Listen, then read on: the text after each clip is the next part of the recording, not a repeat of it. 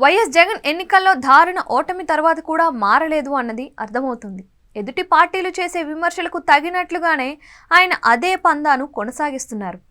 అధికారంలో ఉన్న 5 ఏళ్లు వ్యవహరించిన తీరును ఆయన కొనసాగిస్తూనే ఉన్నారు. కనీసం ప్రజలు ఏమనుకుంటారో అన్న స్పృహ కూడా లేకుండా పోయింది. అధికారంలో ఉన్నప్పుడు ఎవరూ బహిరంగంగా తప్పు పట్టరు. అదే ఇప్పుడు ఓడిపోయిన తరువాత అదే రకమైన నిర్ణయాలు తీసుకుంటే మాత్రం ఖచ్చితంగా సొంత పార్టీ నుంచే వ్యతిరేకత వ్యక్తమవుతుంది. కానీ అదే పట్టనట్లు జగన్ వ్యవహరించడం చూస్తుంటే ఆయన తన తీరును మార్చుకోలేదు అనే అనిపిస్తోంది. వైసీపీ అధికారంలో ఉన్నప్పుడు అందరూ రెడ్డి సామాజిక వర్గానికి చెందిన నేతలనే ప్రాంతాల వారీగా ఇన్ఛార్జీలుగా నియమించారు. వైవి సుబ్బారెడ్డి, సజ్జల రామకృష్ణారెడ్డి, అప్పుడు పార్టీలో ఉన్న వేమిరెడ్డి ప్రభాకర్ రెడ్డి, మిథున్ రెడ్డిలను ప్రాంతాల వారీగా ఇన్ఛార్జీలుగా నియమించారు. చివరకు ఎన్నికల సమయంలో కూడా తూర్పుగోదావరి, పశ్చిమ గోదావరి జిల్లాలకు మిథున్ రెడ్డి, విశాఖ ప్రాంతానికి వైవి సుబ్బారెడ్డి, కోస్తాంధ్ర ప్రాంతాలకి సజ్జల రామకృష్ణారెడ్డిని నియమించారు. అప్పట్లో టీడీపీ అధినేత చంద్రబాబు ఇదే విషయమై నేరుగా విమర్శలు కూడా చేశారు. అందరూ తమ సామాజిక వర్గానికి చెందిన వారికే పెత్తనం ఇచ్చారు అంటూ ఆయన ధ్వజమెత్తారు. తాజాగా విశాఖపట్నం స్థానిక సంస్థల ఎమ్మెల్సీ ఎన్నికలకు నోటిఫికేషన్ వెలువడింది. అయితే ఇక్కడ వైసీపీ ఈ సీటును గెలుచుకునేంత బలం ఉంది.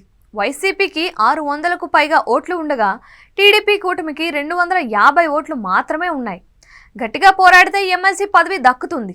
3 ఏళ్ల పదవీ కాలం ఉండే ఈ ఎమ్మెల్సీ పదవికి పోటీ బాగానే ఉంది. వంశీకృష్ణ యాదవ్ వైసీపీ ఎమ్మెల్సీగా ఉండి జనసేనలో వెళ్లడంతో ఆయనపై అనర్హత వేటు పడడంతో ఈ ఎన్నిక అనివార్యమైంది. టీడీపీ నుంచి గండి బాబ్జీని బరిలోకి దించాలి అనుకుంటున్నారు. ఇప్పటికే విశాఖ కార్పొరేషన్ నుంచి 12 మంది కార్పొరేటర్లు టీడీపీలోకి జంప్ అయ్యారు. కొందరు జనసేన వైపు చూస్తున్నారని వార్తలు వస్తున్నాయి.